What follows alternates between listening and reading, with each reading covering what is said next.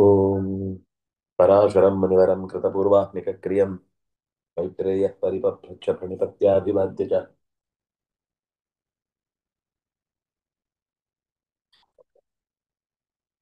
नारायणं नमस्कृत्य कञ्चैव नरोत्तमं देवीं सरस्वतीं व्यासं ततो जयमुदीरये स्वस्तिस्तु सतां हरिः ॐ व्याख्यातमेतद्ब्रह्माण्डसंस्थानं तव सुव्रत ततः प्रमाणसंस्थाने सूर्यादीनां शृणुष्व मे योजनानां सहस्राणि भास्करस्य रथो नव ईशात् अंडस्तथैवास्य द्विगुणो मुनिसत्तमा ಮುಂದೆ ಏನು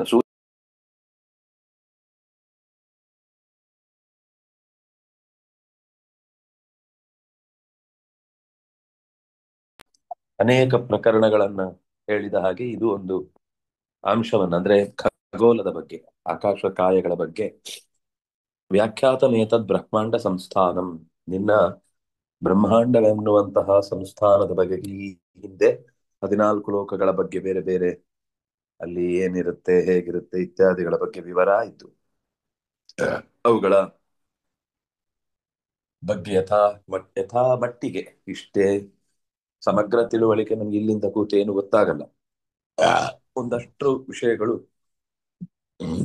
ಗೊತ್ತಾಯಿತು ಈಗ ಸೂರ್ಯಾದಿ ಆಕಾಶ ಕಾಯಗಳ ಬಗ್ಗೆ ಶೃಣುಶ್ವ ಅದು ಎಲ್ಲಿದೆ ಎಷ್ಟು ಪ್ರಮಾಣ ಏನು ಈ ವಿಷಯದ ಬಗ್ಗೆ ಯೋಜನಾನಾಂ ಸಹಸ್ರಾಣಿ ಸಾವಿರಾರು ಯೋಜನೆಗಳಷ್ಟು ಎತ್ತರದ ದೂರದ ಭಾಸ್ಕರನ ರಥದ ಕುರಿತಾಗಿ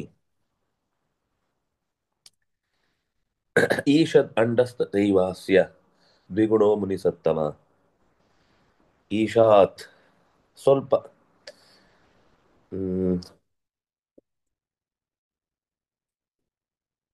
1000 ಯೋಜನೆಗಳಷ್ಟು ಅಗಲಕ್ಕೆ ಅವನ ರಥ ಇದೆ ಯಾರ್ದು ಸೂರ್ಯಂದು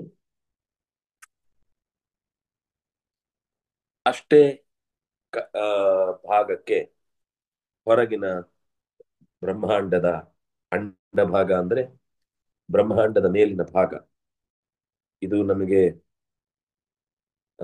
ಒಂದು ಚಿತ್ರ ತೋರಿಸಿ ಹೇಳುದು ತುಂಬಾ ಕಷ್ಟ ಹೀಗೆ ಹೀಗೆ ಅಂತ ಸಾರ್ಥಕೋಟಿಸ್ತಥಾ ಸಪ್ತ ಅಧಿಕಾನಿ ವೈ ಬ್ರಹ್ಮಾಂಡದ ಒಳಭಾಗದ ಸೂರ್ಯ ನೆಲೆಸಿದ ಈ ಜಾಗದ ಅಂಶವನ್ನ ನಾವು ಭಾಸ್ಕರನ ರಥದ ಭಾಗಕ್ಕಿಂತ 2 ಭಾಗ ದೊಡ್ಡದಾಗಿದೆ ಆ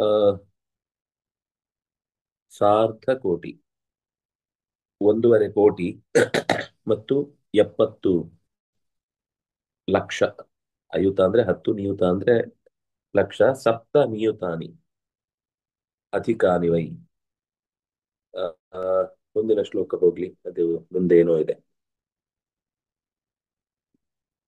ಯೋಜನಾನಾಂತು ತಸ್ಯಾಕ್ಷಃ ತತ್ರ ಚಕ್ರಂ ಪ್ರತಿಷ್ಠಿತಂ ಆ ಸೂರ್ಯ ತಿರುಗುವ ಚಕ್ರ 1.5 ಕೋಟಿ 70 ಲಕ್ಷ ಯೋಜನೆಗಳಷ್ಟು ಅದರ ಅಕ್ಷ ಅಂದ್ರೆ ಅಕ್ಷಾಂಶ ಅಂತ ನಾವು ಹೇಳ್ತೀವಲ್ಲ ಹೊರಗಿನ ಪರಿಧಿ ಹೊರಗಿನ ಪರಿಧಿ ಚಕ್ರ ಅದು ಸೂರ್ಯ ಪ್ರದಕ್ಷಿಣೆ ಬರುವಂತದ್ದು ತ್ರಿನಾಭಿಮತಿ ಪಂಚಾರೆ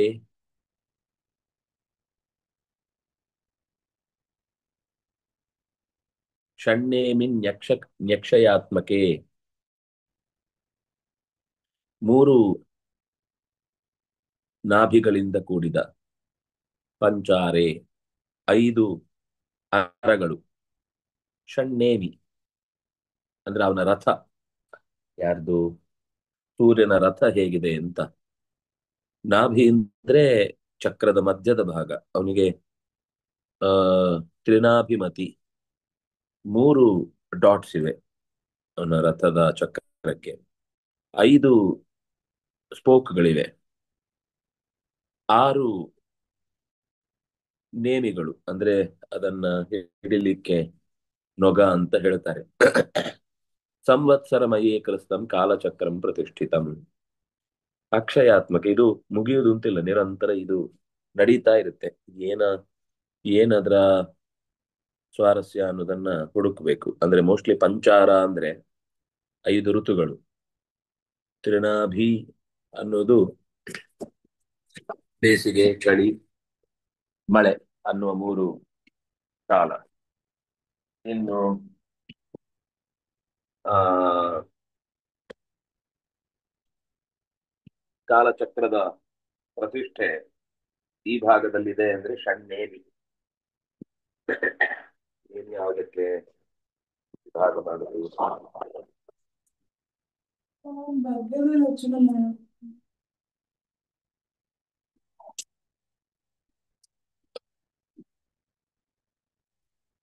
ಕಾಲಚಕ್ರಂ ಪ್ರತಿಷ್ಠಿತಂ. ಸಂವತ್ಸರದಿಂದ ಅಂದ್ರೆ 365 ದಿವಸಗಳಿಗೆ ಸಂಬಂಧಪಟ್ಟ ಹಾಗೆ ಕಾಲಚಕ್ರವು ಆ ತಿರುಗ್ತಾ ಇದೆ. ಆ ತರ ಸ್ಥಿತಿ ನಿಂತಿದೆ.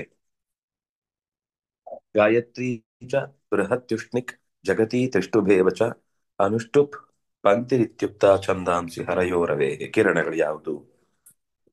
ಅವನ ಗಾಡಿಗಳಿಗೆ ಹಗ್ಗ ಯಾವುದು ಅಂದ್ರೆ ಗಾಯತ್ರಿ, ಬೃಹತಿ, ಉಷ್ಣಿಕ್, ಜಗತಿ, ತ್ರಿಷ್ಟುಪು, ಆಮೇಲೆ ಅನುಷ್ಟುಪು, ಪಂಕ್ತಿ. ಇವು 2 ಛಂದಸ್ಸುಗಳು. ಇವುಗಳೇ ರವೇ ಹರಯ, ಕಿರಣಗಳು, ಅಥವಾ ಮುಂದೆ ನಡೀಲಿಕ್ಕೆ ಬೇಕಿರುವಂತಹ ಹಾ ಆ, ಸೂರ್ಯ ದೇವಸ್ಥಾನದ ಕೋನಾರ್ಕದ ಚಕ್ರವನ್ನು ಸ್ವಲ್ಪ ಗಮನಿಸಿದ್ರೆ ಇದರ ವಿವರ ಗೊತ್ತಾಗಬಹುದು. 40,000 ದ್ವಿತೀಯೋಕ್ಷೋ ವಿವಸ್ವತಃ.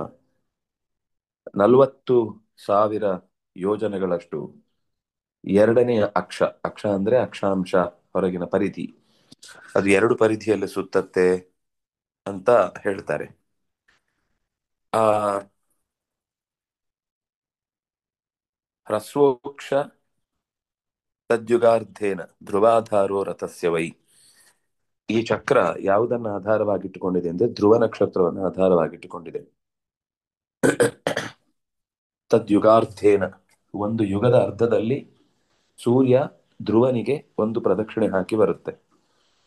ಯುಗಾರ್ಧ ಅಂದ್ರೆ ಸುಮಾರು 432 ಕೋಟಿ, ಸಾರಿ 4,32,000 ವರ್ಷ ಅನ್ನೋದು ಒಂದು ಯುಗ ಆದ್ರೆ ಅದರ ಅರ್ಧ ಸುಮಾರು 2 ಲಕ್ಷ ವರ್ಷಕ್ಕೆ ಸೂರ್ಯ ಧ್ರುವನಿಗೊಂದು ಪ್ರದಕ್ಷಿಣೆ ಹಾಕ್ತಾನೆ. ಮಾನಸೋತ್ತರ ಶೈಲಸ್ಯ ಪರ್ವತೋ ವಾಸವಿ ಪುರಿ. ದ್ವಿತೀಯೇಕ್ಷೇ ತಥಾ ತಚ್ಚಕ್ರಂ ಸಂಸ್ಥಿತಂ ಮಾನಸಾಚರೆ. ಮಾನಸ ಅನ್ನುವಂತಹ ಒಂದು ಬೆಟ್ಟದ ಗುರಿಯನ್ನ ಇಟ್ಟುಕೊಂಡು ಸೂರ್ಯನಿಗೆ ಆ ಆ, ಅಂದ್ರೆ ಮಾನಸೋತ್ತರ ಶೈಲಸ್ಯ ಪರ್ವತೋ ವಾಸವಿ. ವಾಸವಿಪುರಿ ಅಂದ್ರೆ ಇಂದ್ರನ ಲೋಕ. ಅದರ ಪೂರ್ವ ಭಾಗದಲ್ಲಿ ಮುಂದೆ ಭೂಲೋಕಗಳ ಬಗ್ಗೆ ಹೇಳ್ತಾ ಇದ್ದಾರೆ. ಅವನ ರಥದ ಬಗ್ಗೆ ಮುಗಿಸಿ ದ್ವಿತೀಯೇಕ್ಷೆ ಅಂದ್ರೆ 2ನೇ ಆವರ್ತದಲ್ಲಿ ಏನಿದೆ ಸಂಸ್ಥಿತಂ ಮಾನಸಾಚಲೆ, ಆ ಚಕ್ರದ ಇನ್ನೊಂದು ಅರ, ಇನ್ನೊಂದು ಪರಿಧಿ. ಆ ಇನ್ನೊಂದು ಪರಿಧಿಯಲ್ಲಿ ವಾಸವಿಪುರಿ, ಇಂದ್ರನ ಲೋಕ ಇದೆ. ದಕ್ಷಿಣದ ಭಾಗದಲ್ಲಿ ಯಮನ ಸಂಯಮನಿ ಅನ್ನುವ ಪುರಿ ಇದೆ. ಅದರ ಇನ್ನೊಂದು ಪಶ್ಚಿಮದ ಭಾಗದಲ್ಲಿ ವರುಣನ ಮನೆ ಇದೆ. ಉತ್ತರದಲ್ಲಿ ಸೋಮನ ಜಾಗ ಇದೆ. ಅವುಗಳ ಹೆಸರನ್ನ ನಾನು ಹೇಳ್ತೇನೆ. ಶಕ್ರನ ಮನೆಗೆ ವಸ್ವೌಕಸ್ ಅಂತ ಹೆಸರು. ವಸ್ವೌಕಸಾರ ಶಕ್ರನ ಮನೆಯ ಹೆಸರು. ಸಂಯಮನಿ ಯಮನ ಮನೆಯ ಹೆಸರು. ಸುಖಜಲ ಸುಖಜಲೇಶಸ್ಯ ಸೋಮಸ್ಯ ಚ ವಿಭಾವರಿ. ವಿಭಾವರಿ ಅಂತ ಸೋಮನ ಮನೆಯ ಹೆಸರು.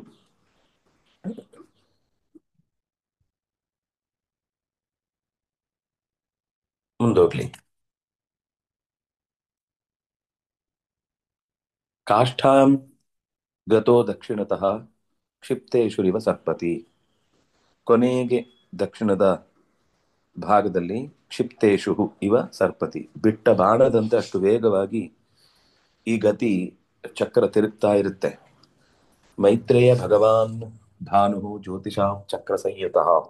ಸೂರ್ಯ ಎಷ್ಟು ವೇಗವಾಗಿ ಹೋಗ್ತಾನೆ ಅಂದ್ರೆ ಬಿಟ್ಟ ಬಾಣದಂತೆ ಅಷ್ಟು ವೇಗವಾಗಿ ದಕ್ಷಿಣದ ಅಯನದ ಕಾಲದಲ್ಲಿ ದಕ್ಷಿಣದ ಕಡೆಗೆ, ಉತ್ತರಾಯಣದ ಕಾಲದಲ್ಲಿ ಉತ್ತರದ ಕಡೆಗೆ, ಹೀಗೆ ನಿರಂತರ ಸರ್ಪತಿ ಹೋಗ್ತಾ ಇರ್ತಾನೆ. ಆ ದಿಕ್ಕಿನಲ್ಲೇ ಪ್ರಯಾಣ ಚಲಿಸ್ತಾ ಅವನ ಅಕ್ಷಾಂಶವನ್ನು ಪೂರೈಸ್ತಾನೆ. ಅಹೋರಾತ್ರ ವ್ಯವಸ್ಥಾನ ಕಾರಣಂ ಭಗವಾನ್ ರವಿ. ಈ ಸೂರ್ಯನಿಂದಾಗಿ ಹಗಲು ರಾತ್ರಿ ಅನ್ನೋದು ಎರಡು ಉಂಟಾಗುತ್ತೆ. ದೇವಯಾನ ಪರಂಪಂಥಾಹ ಯೋಗಿನಾಂ ಕ್ಲೇಶ ಸಂಕ್ಷಯೇ. ಯೋಗಿಗಳ ಕ್ಲೇಶ ನಾಶವಾಗುವ ದೇವಯಾನದ ದಾರಿ, ಬೆಳಕಿನ ದಾರಿ, ಅದು ಸೂರ್ಯ. ಅದು ಕೃಷ್ಣ ಗೀತೆಯಲ್ಲಿ 8ನೇ ಅಧ್ಯಾಯದ ಕೊನೆಯಲ್ಲಿ ಹೇಳಿದ ರೀತಿಯಲ್ಲಿ ಬೆಳಕಿನ ದೇವತೆಗಳ ದಾರಿ ಅದು ದೇವಯಾನ. ದಿವಸಸ್ಯ ರವಿರ್ಮಧ್ಯೆ ಸರ್ವಕಾಲಂ ವ್ಯವಸ್ಥಿತ. ದಿವಸದ ಮಧ್ಯಕಾಲದಲ್ಲಿ ಎಲ್ಲ ಕಾಲವು ಕೂಡ ರವಿಯ ಕಾಲವನ್ನ ಅನುಸರಿಸಿ ಇದೆ. ಸರ್ವದ್ವೀಪೇಶು, ಇದು ಇಲ್ಲಿ ಮಾತ್ರ ಅಲ್ಲ, ಎಲ್ಲಾ ದ್ವೀಪಗಳಿಗೂ ಕೂಡ ಒಂದು ಕಾಲದಲ್ಲಿ ಕತ್ತಲೆ ಆಗುತ್ತೆ, ಇನ್ನೊಂದು ಕಡೆಯಲ್ಲಿ ಬೆಳಕಾಗುತ್ತೆ. ನಿಷಾರ್ಧಸ್ಯ ಸನ್ಮುಖ. ಒಂದ್ ಕಡೆ ಕತ್ತಲೆ ಆದಾಗ ದಿವಸದ ಒಂದು ಭಾಗ ಮಧ್ಯದಲ್ಲಿ ರವಿ ಬಂದಾಗ ಅಲ್ಲಿ ಬೆಳಕಾದ್ರೆ, ಇನ್ನೊಂದು ಭಾಗದಲ್ಲಿ ಪೂರ್ತಿ ಕತ್ತಲೆ ಆಗುತ್ತೆ. ಸರ್ವ ದ್ವೀಪೇಶು ಮೈತ್ರೇಯ ಉದಯಾಸ್ತಮನೆ ಚೈವ ಸರ್ವಕಾಲಿಂತು ಸಮ್ಮುಖೆ. ಉದಯಾಸ್ತಮನಂ, ಸ್ತಮನೆ ಅಂತ, ಅಸ್ತಮನ ಅಂತಂದ್ರೆ ಮುಳುಗುದು, ಸರ್ವಕಾಲಂತು ಸಮ್ಮುಖೆ. ಒಟ್ಟು ನಮ್ಗೆ ಅಭಿಮುಖವಾಗಿ ಎರಡು ಕಡೆಯಿಂದ ಉದಯ ಮತ್ತು ಅಸ್ತ ಆಗ್ತಾ ಇರುತ್ತೆ.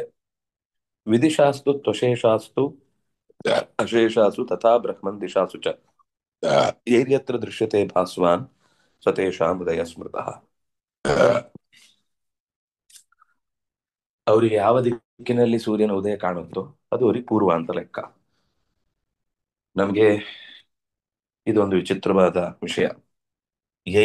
ಯತ್ರ ದೃಶ್ಯತೆ ಭಾಸ್ವಾನ್, ಯೇಷಾಂ, ಯಾರಿಗೆ ಎಲ್ಲಿಂದ ಸೂರ್ಯನ ಉದಯ ಕಾಣುತ್ತೋ ಅದು ಪೂರ್ವ ಅಂತ ಆಗುತ್ತೆ. ಆದ್ರೆ ನೀವು ಪೂರ್ವ ಅಂತ ಪರ್ಟಿಕ್ಯುಲರ್ ಆಗಿ ಇದೇ ದಿಕ್ಕು ಅಂತ ಹೇಳಲಿಕ್ಕೆ ಆಗುದೇ ಇಲ್ಲ. ಅದು ತಿರುಗುವ ಹಾಗೆ ಪೂರ್ವ ಅಂತ ಹೇಳ್ತಾ ಹೋಗ್ಬೇಕು. ಯಾಕಂದ್ರೆ ಭೂಮಿ ತಿರುಗ್ತಾ ಇರುವಾಗ್ಲೂ ಸೂರ್ಯ ತಿರುಗ್ತಾ ಇರುವಾಗ್ಲೂ ಯಾವುದೋ ಒಂದು ದಿಕ್ಕಿನ ಕಡೆಗೆ ಅದು ವ್ಯತ್ಯಾಸ ಆಗುತ್ತೆ. ಆದ್ರೆ ಉದಯ ದಿಕ್ಕು ಅಂತ ಸೂರ್ಯ ಕಾಣುವ ದಿಕ್ಕನ್ನ ಹೇಳುದು. ತಿರೋಭಾವಂತು ಯತ್ರೇತಿ ತತ್ರ ಅಸ್ತಮನಂ ರವೇಹೆ. ಮುಳುಗುವ ಅಥವಾ ಕತ್ತಲೆಯ ಕಡೆಗೆ ಸಾಗುವಂತಹ ರೀತಿಯ ಜಾಗದಲ್ಲಿ ನಾವು ಪಶ್ಚಿಮ ಅಂತ ಗುರುತು ಹಾಕಿ ಹೇಳುವಂತದ್ದಿದೆ. ಸಾಕು. ಶ್ರೀಹರಿಪ್ರಿಯತಾ ಶ್ರೀಕೃಷ್ಣಾರ್ಪಣಮಸ್ತು. ನಮಸ್ತೆ ಆಚಾರ್ಯ.